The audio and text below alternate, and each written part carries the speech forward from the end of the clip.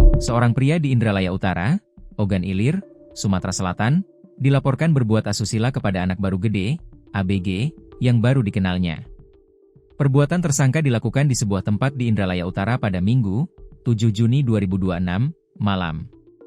Kasatres PPAPPO Polres Ogan Ilir, Ibtu Trinensi mengonfirmasi bahwa tersangka telah diamankan. Sudah diamankan tersangkanya, inisial Jalan usia 41 tahun. Yang bersangkutan mengakui perbuatannya, terang Nensi di Mapolres Ogan Ilir, Rabu, 10 Juni 2026.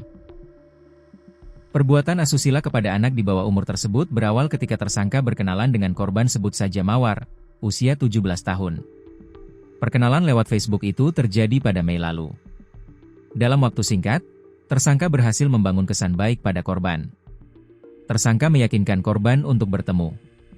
Korban dijemput menggunakan kendaraan dan diantar ke suatu tempat hingga terjadilah persetubuhan tersebut, ujar Nensi. Korban pun kini mengalami trauma atas peristiwa yang dialaminya.